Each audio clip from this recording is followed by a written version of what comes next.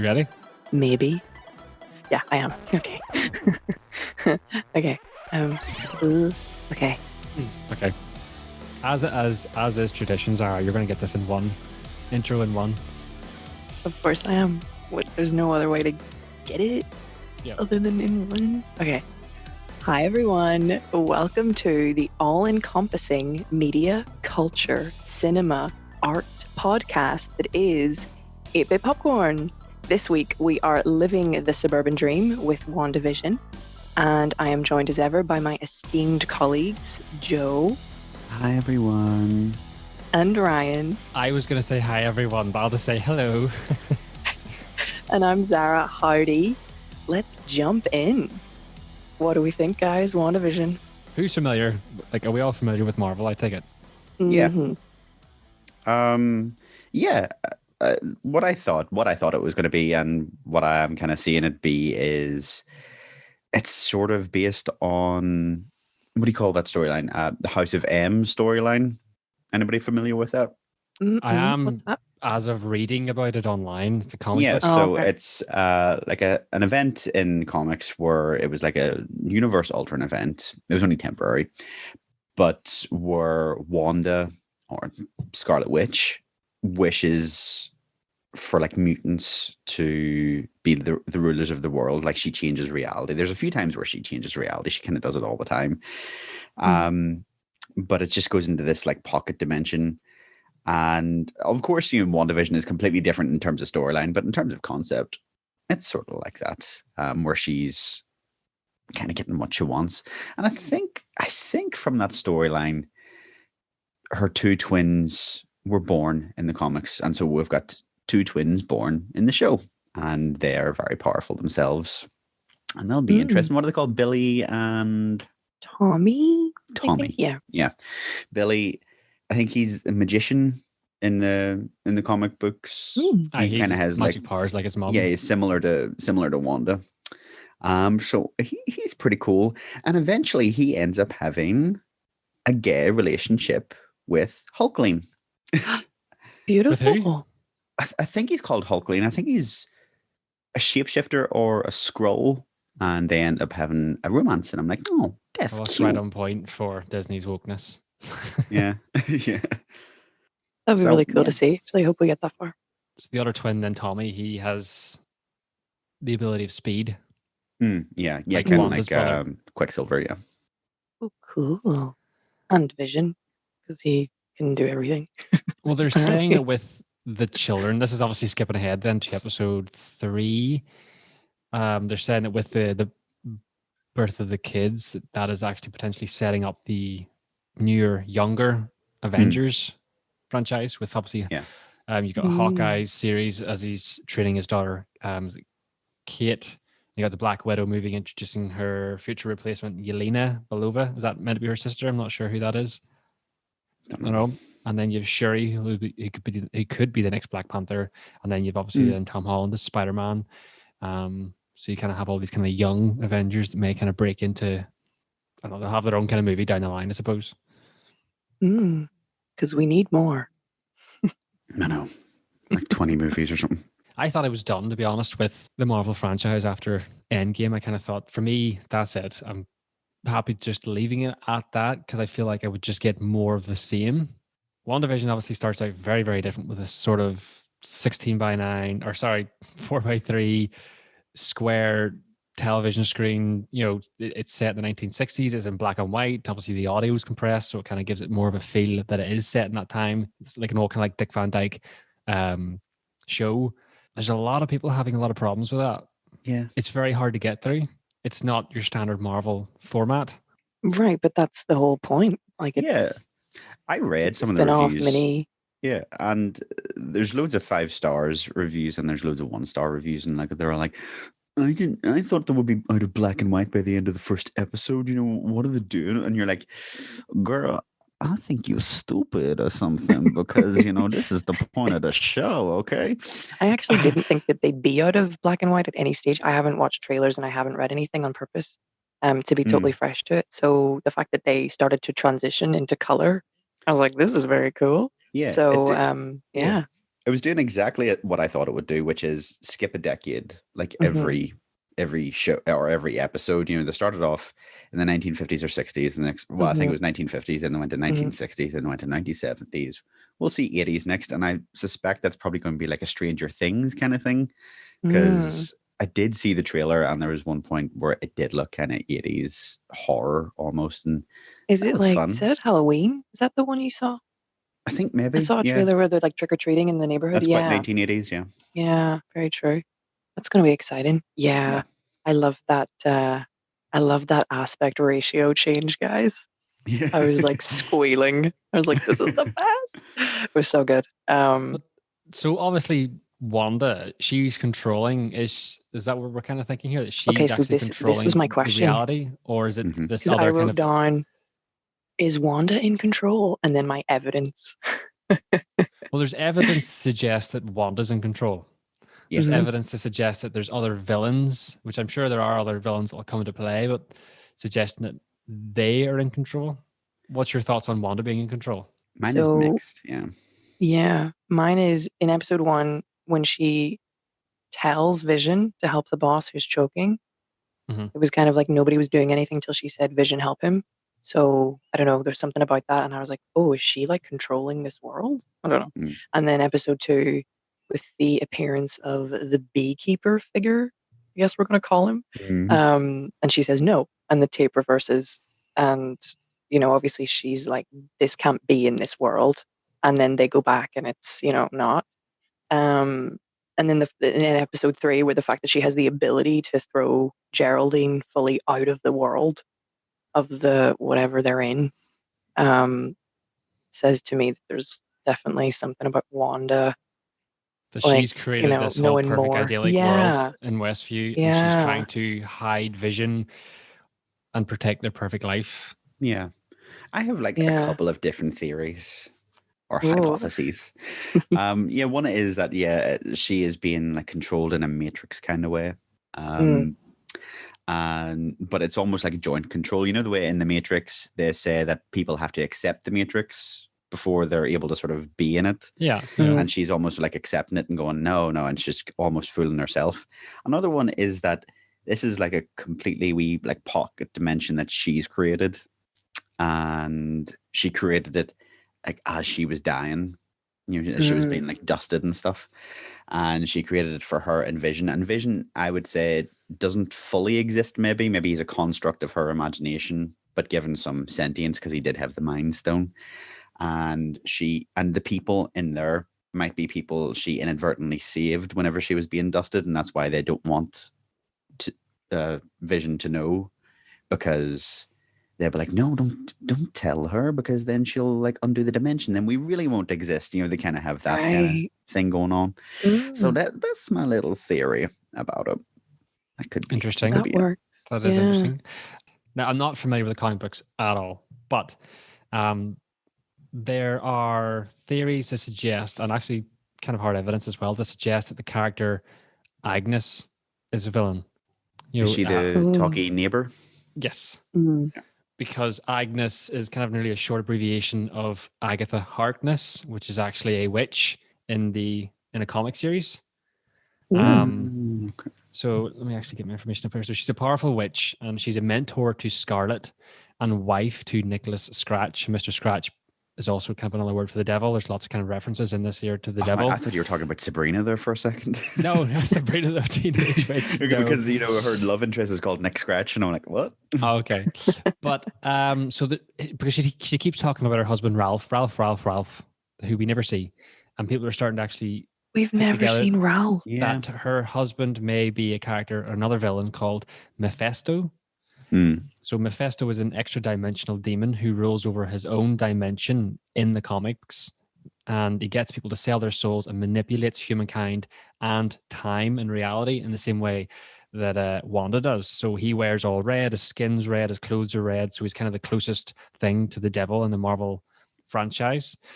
So he's a powerful trickster who has had many dealings, obviously, and he's had in the comics, he's had other kind of fights and run-ins with other kind of Marvel heroes and Scarlet in the past. Now, in the comics, I have to try and get this right. there's something to say that Mephisto has some sort of kind of disassembled soul. And then there's this whole kind of idea of children. The idea of children in episode 2 keeps coming up a lot, especially during the magic show when it's the show for the children, and people keep saying this chant for the children, for the children. Mm-hmm. And by the end of episode 2, Wanda and Vision both chant together in bed for the children, and then almost immediately she becomes pregnant, and people are thinking that that's could they be doing like a Rosemary's Baby situation here or something? Yeah, they're saying that she became pregnant because of this character Mephisto. And in the comic books, I think Mephisto somehow takes the souls of Wanda's kids. They die, and then Agnes, the talking neighbor, ends up wiping Scarlet Witch's memory to prevent this kind of whole cataclysmic meltdown of grief. And then in the comic books, later, these memories come flooding back. And then Scarlet Witch actually, I think, maybe ends up killing Agnes and killing Mephisto and just going on a rampage. So I don't know how that ties in, but there's a lot of speculation to point towards the villain being the chatty neighbor and potentially her husband being Ralph, which I thought was very interesting. Like I had no That idea is who really these characters interesting. are.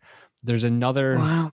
hidden gag. So that in the opening scene, the opening credits in the second episode, so you have the kind of little kind of like Bewitched style cartoon. Mm-hmm. So at one point, I think the camera sort of kind of travels from downstairs to upstairs. So it's like the old kind of Simpsons gag where it passes through the floorboards, or maybe it's from upstairs to downstairs, and you see a helmet in between the floorboards, this kind of 4-pronged helmet, and the helmet is meant to actually reference another Marvel character called the Grim Reaper, and he comes from a Vision comic involving transferred consciousness. So this Grim Reaper, I think, wants the consciousness of Vision and to transfer it into his brother who's died or something to kind of bring him back to life. And that was in comic book Avengers comic 102. And they're saying that in episode 1, I think the license plate of the car of Wanda and Vision says 0102. So there's quite a lot of references to that comic book as well. So there's lots of references to either, yes, Wanda being the villain because she's controlling this alternate reality or this little kind of dimension, but then also Agnes and Mephisto, or potentially the Grim Reaper. So there's loads of different potentials there. Plus, I've seen the Hail Hydra logo pop up quite a lot as well. Like in the I watch. love those advertisements. So cool. Yeah. There was like a soap, wasn't there? And then there was Stark Industries. Well. Love those references, man. Loads of references. So I'm not sure really who the main villain is actually meant to be at this point. Even if Wanda is creating this reality and she's in control, and it's a sort of grief-driven thing, it doesn't make her bad. It doesn't make her a villain. I'm kind of thinking. No, maybe it's more of a self-awareness to the dangers that she poses, maybe to the world or something. I don't know. Maybe, yeah. Adding to your point, actually, Zara, though, about Wanda maybe having more control and being in charge of this kind of world of Westview. So they're saying, I think it's in the second episode where she goes outside and finds the little red helicopter. Mm-hmm. Yeah.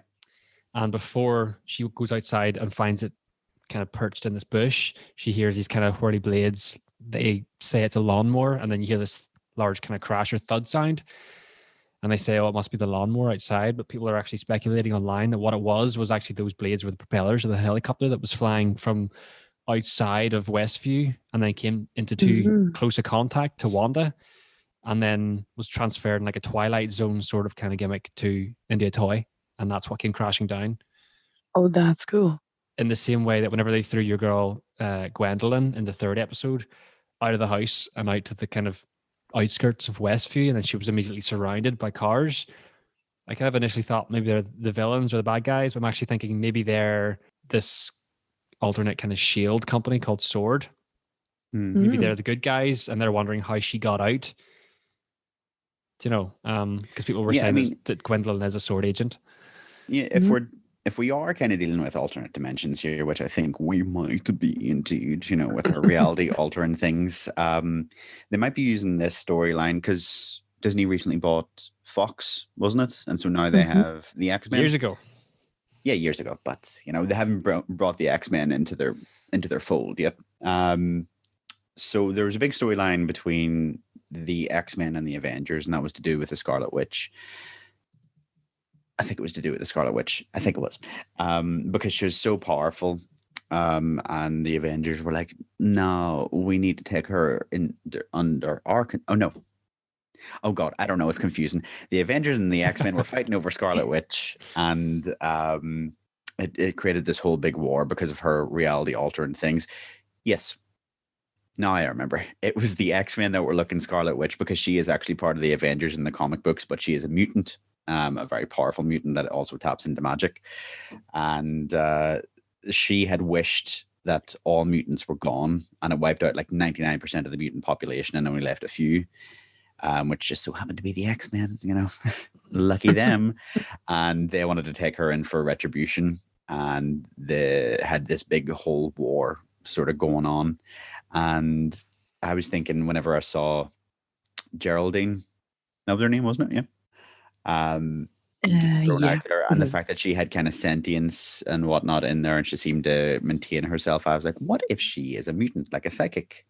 And she's went in there to try and infiltrate, so that they're trying to maybe get Wanda out. And those big booms that you heard along with the helicopter, maybe it was dropping bombs trying to get through that psychic shield or whatever that should. I think that's people are kind of saying that they actually felt that the Beekeeper was another potential outsider of Sword, because on the back of his outfit, his beekeeping, his whatever you call that outfit, it was another Sword logo. So people were saying that he's infiltrated maybe from the sewers up, and he was trying to get to Wanda, but then she obviously just said no and just kind of reversed everything, rewinded everything. Yeah. So she might be being treated as a villain in this case. So is that what the symbol is? The upside down crucifix sword, kind of? Is that what that is? Sword? Up, okay. It was on the toy helicopter. It's on the Beekeeper outfit. It's on It's on the on the necklace. It's on guy a lot. in the edit suite as well. I had to so I actually had to look it up. So Sword is a covert intelligence agency responsible for dealing with alien threats to planet Earth, where I think more kind of Shield is maybe kind of more Earth threats. I think Sword is kind of interstellar threats, of some kind. There's so much in it.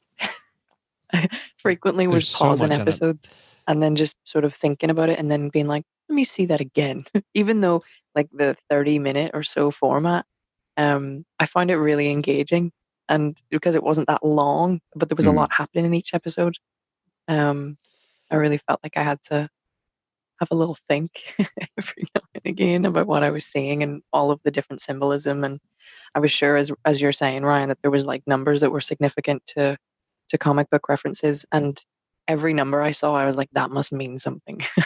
If you go on YouTube, there's channels that have episode 1 or episode 2 or 3 review, and they've like 50 or 60 Easter eggs on one episode. And that's what actually really got me interested, because they're saying if you look at this and that and these characters, it's the same way as you see that helmet and the stairs, or the likes of the Sword logo. Those are kind of more obvious.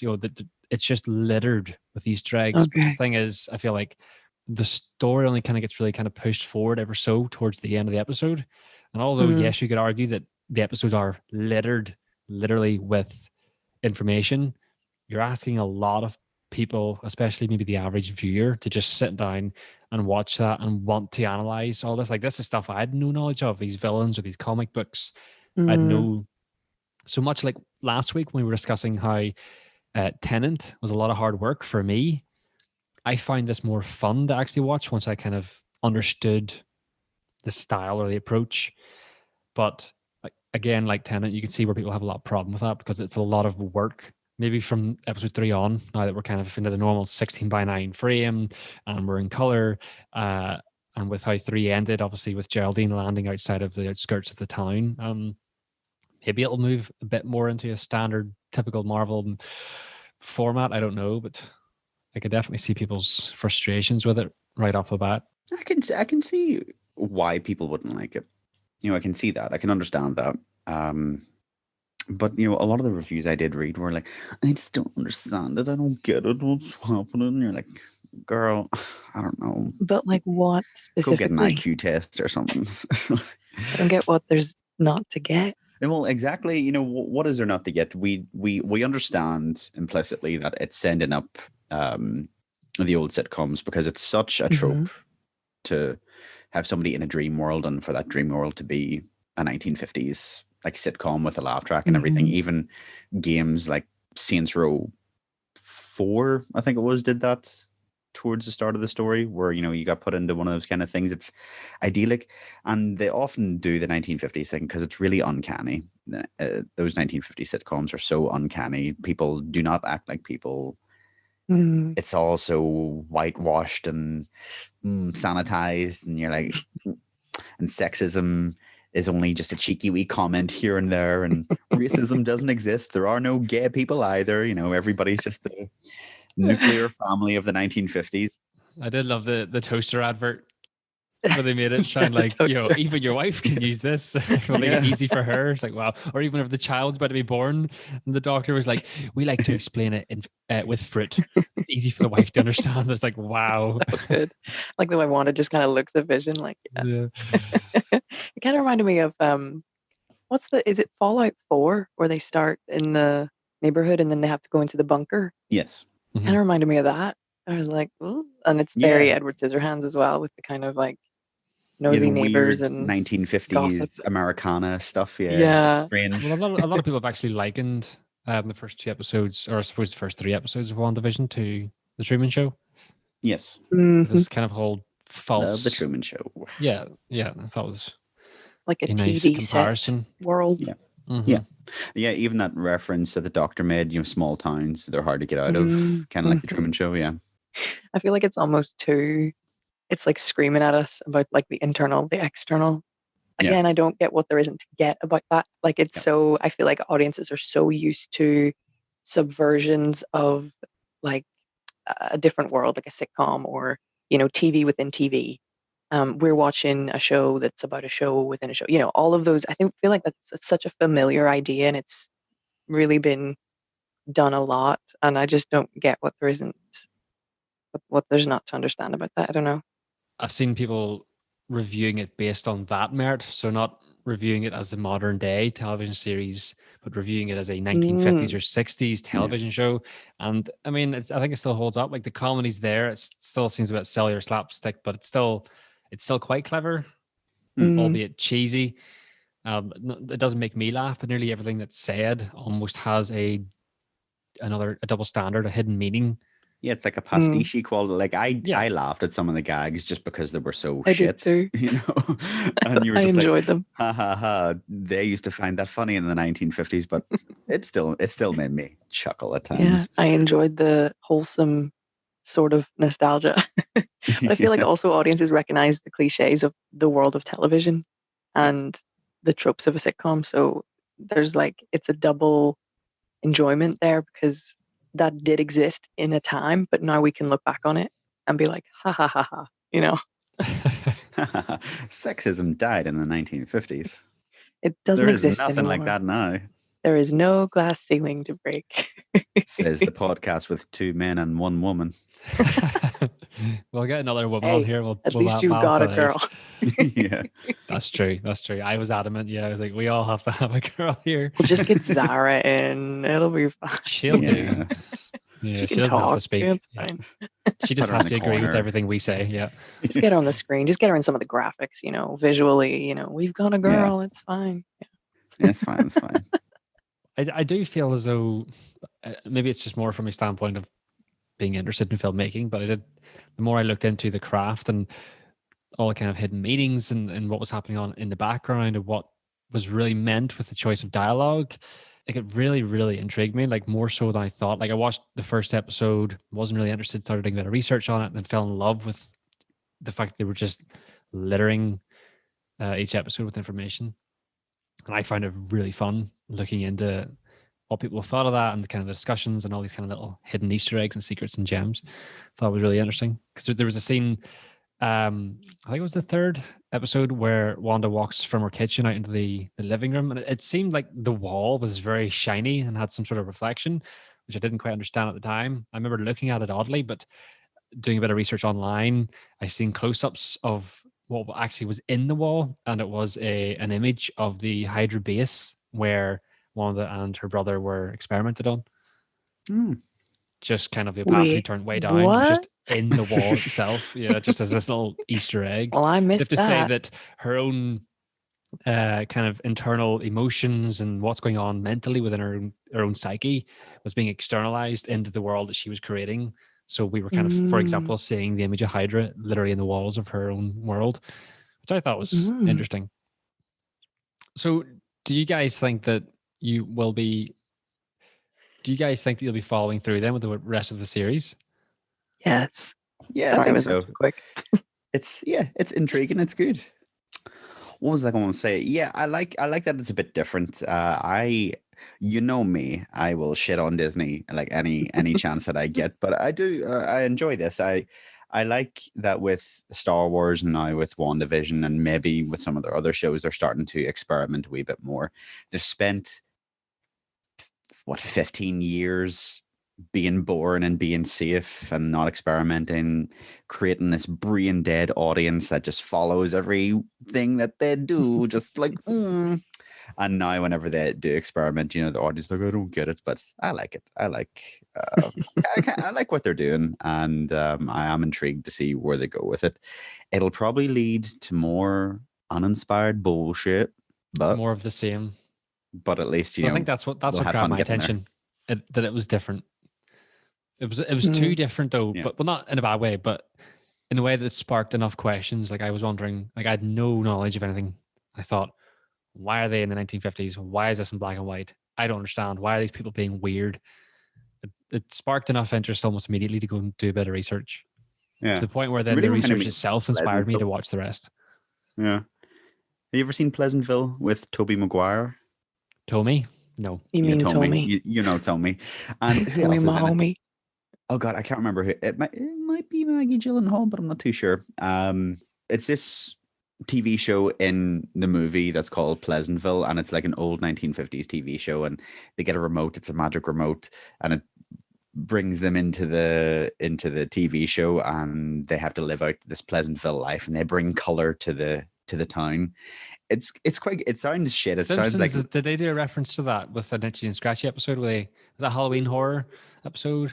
I don't know. I think Bart and Lisa got a remote and they were able to go on an Itchy and Scratchy cartoon.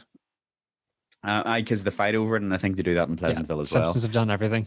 Yeah, they've done everything, including predict Kamala Harris. Stop it! I couldn't believe that. That was so cool. So it kind of reminded me of those vibes. It gave me those kind of 1950s TV show vibes. It's a good movie. Go watch that as well.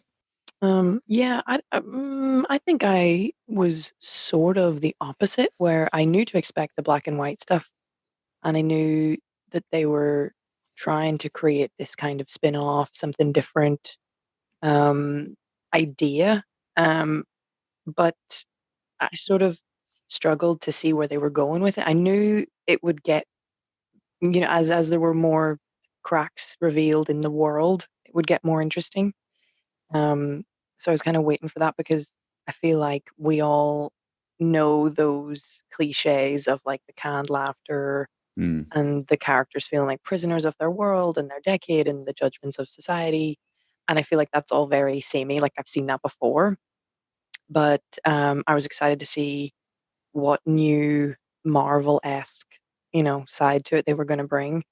I also like how uncomfortable it makes me feel sometimes, where I just don't know what to expect. I'm like, is this guy going to fall? Is that wall just going to crumble? Like, it just seems like anything could happen at any time, and I quite like that. Yeah. This is, I suppose, getting more into the artsy-fartsy side of things, but I was kind of wondering, like in the third episode, when you had, I can't remember what the black neighbor was called, he was cutting the hedges. Geraldine. Oh, yeah. The man. Herb. Yeah, Herb. Yes, Herb. It was quite interesting to see on either side of the house, basically any kind of backdrops was very, very obviously fake. Right. And I'm wondering, is that because is that for the benefit of us believing that it's set in the 1950s to kind of sell that illusion? Or was that, like, it just seemed odd. Like, was that to sell the illusion of the 1950s/60s? 70s. Or was it something that she created? Did she put that in there? Like, it took, why?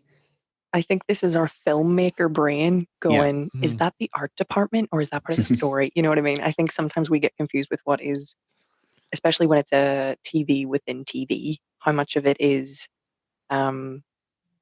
of the story and how much of Mhm. it is like a for the audience visual cue. So Yeah. sometimes that gets a little confusing.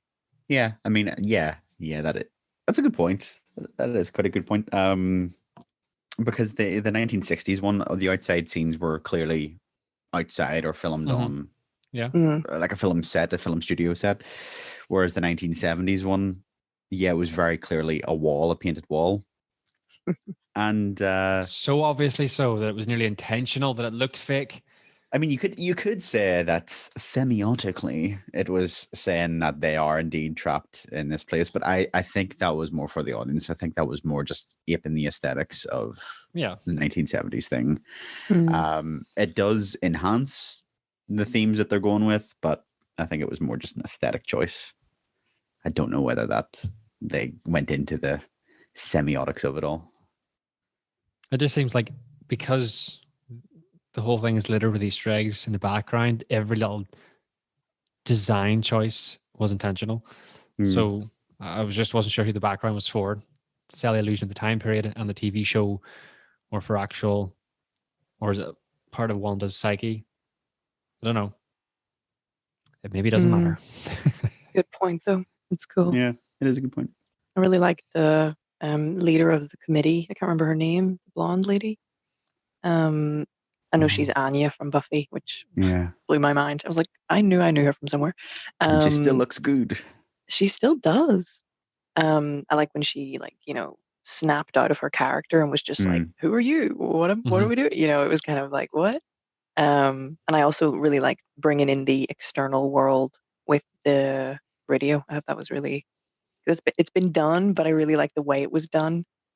And yeah, I just thought that was really cool that she was playing a character, and then she kind of snapped out of the character she was in Wanda's show, and it was kind of, it was quite cool. I thought made me question a lot. Well, they were saying that actually it may have been Jimmy Woo, played by Randall Park, and he's a former SHIELD agent, and he serves as Scott Lang's FBI agent in Ant-Man. And they were saying that they actually believe it could have been him on the radio. So kind of just further disproving the suggestion that SWORD is responsible for her being trapped in this world, and more that they are trying to help. In the same way, the Beekeeper has the SWORD logo, and Geraldine had the kind of SWORD necklace pendant.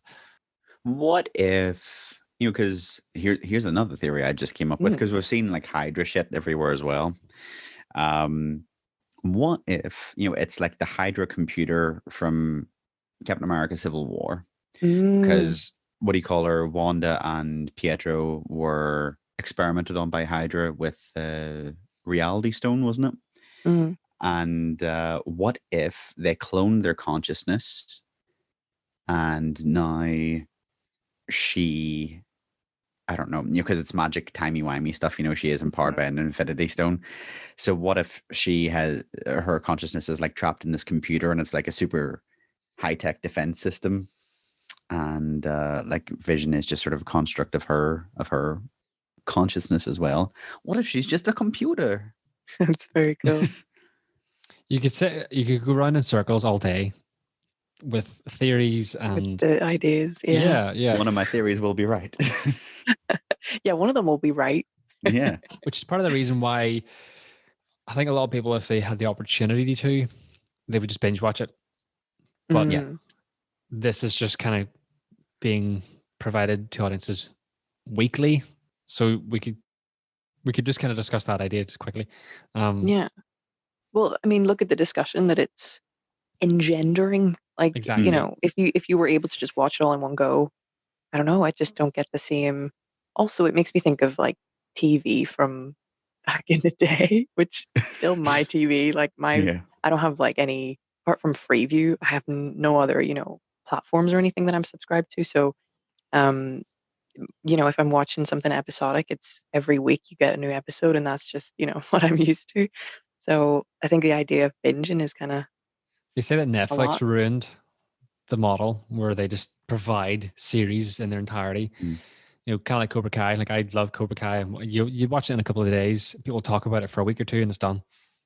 Whereas at least the discussions online surrounding WandaVision are going to have a bit more longevity, because if there's, I don't know, if there's 10 episodes, you can at least argue that this will be something that people will be discussing for the next 3 months.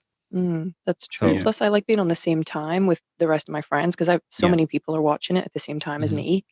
And like even us being able to catch up and then come on this call, it's nice to, because most of my friends will be like, oh yeah, I watched that like last Thursday all in one go. And I'm like, oh, okay, well, I'm still on episode 4. So I'll let you know when, So it's don't nice talk to me be on the about same timeline and schedule. But then it's easy for it's too easy for people to spoil it.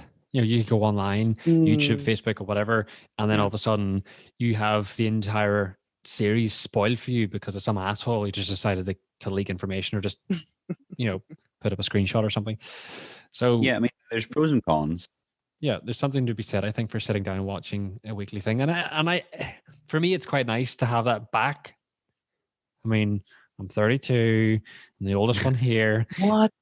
I know, I'm right? shocked. I just look so young. Like Joe having a master's, like, why didn't you tell us? How can you Like, you have a even master's? talk with all those false teeth, Oh Ryan? my God, What? I know. Just You can't see, audience, but he just took them out. They're in a glass. Yeah, but I kind of miss having something that you look forward to every week.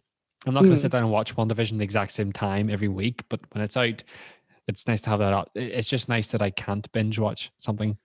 Yeah, I think it sort of depends on the show. I mean, we obviously have had shows even recently, where we've had weekly releases, like so The Boys, is a good example. But I feel like that was more of a bingey show, and I think, yeah, it did keep the hype going. But for an actual viewing experience, I think it would have been better just to sort of watch it all in one go.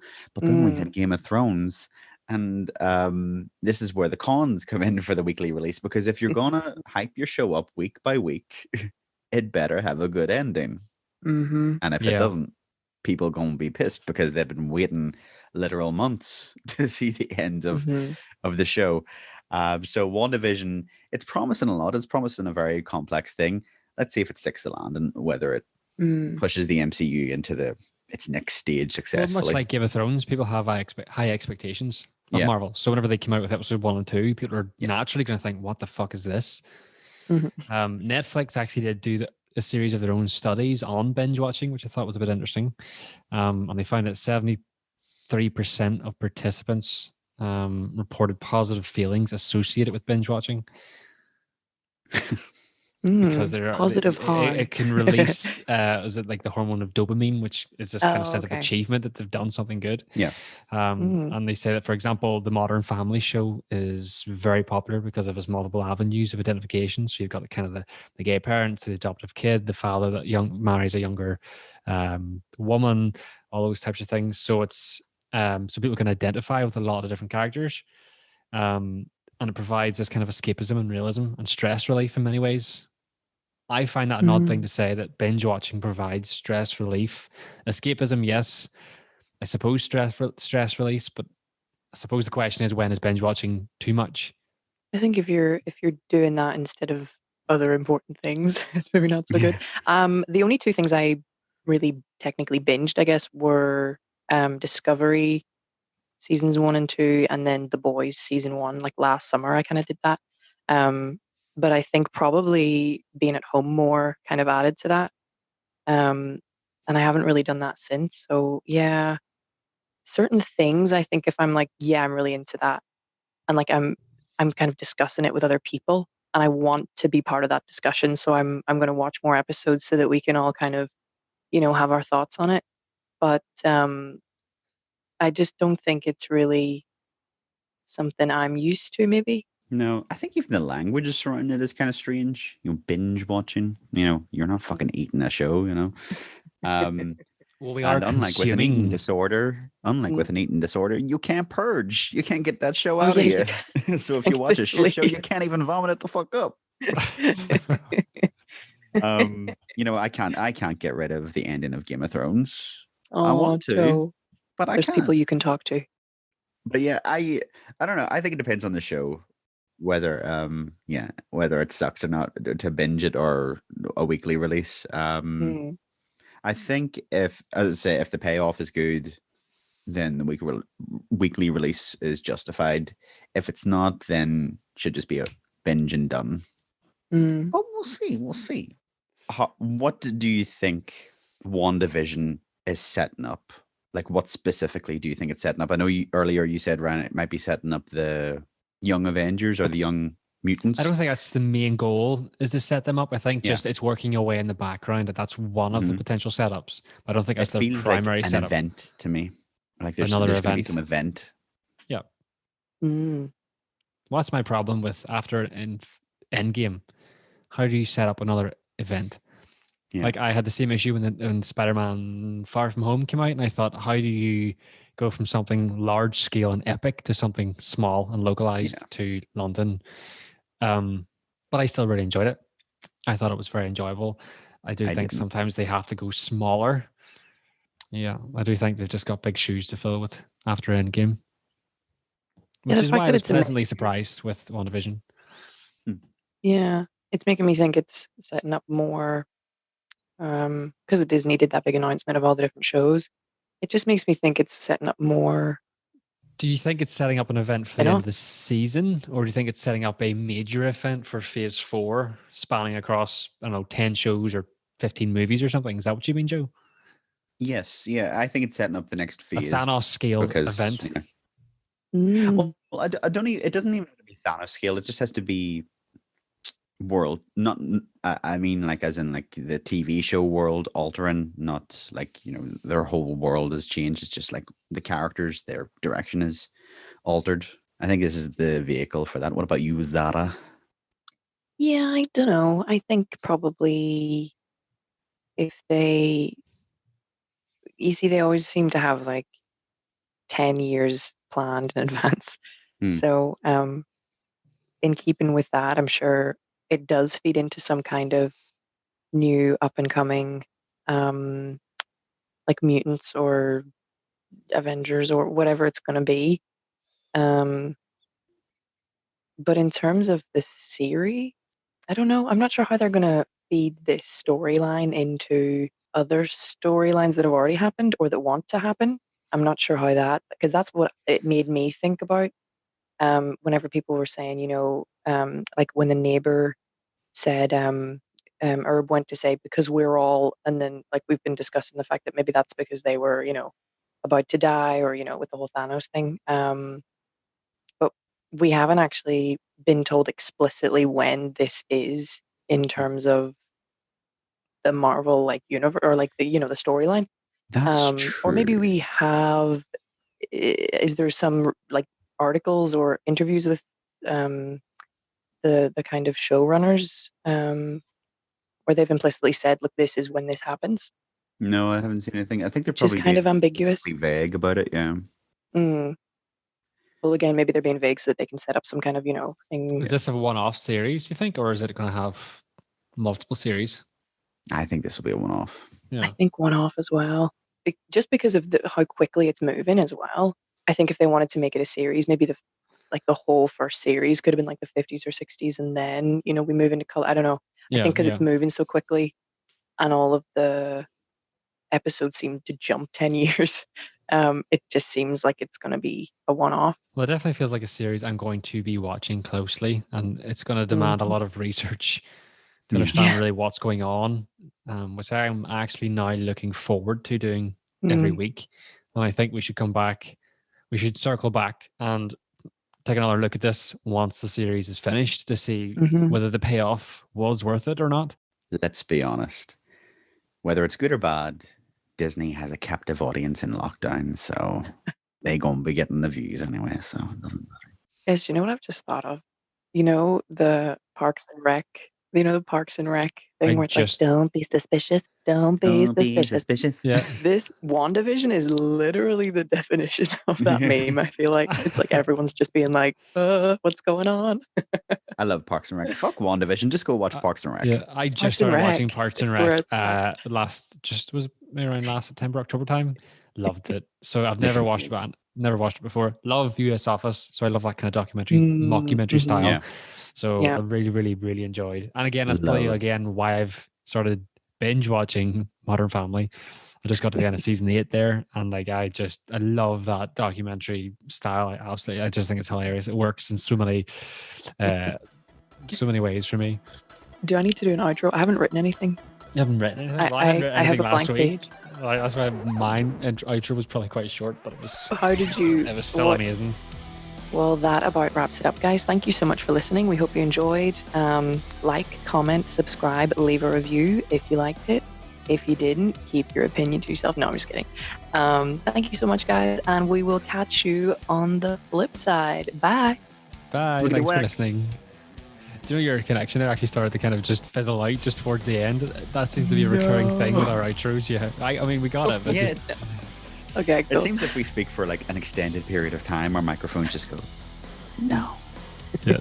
Just like WandaVision. No, just rewind. No. For you. Oh, that was really good, guys. That was awesome.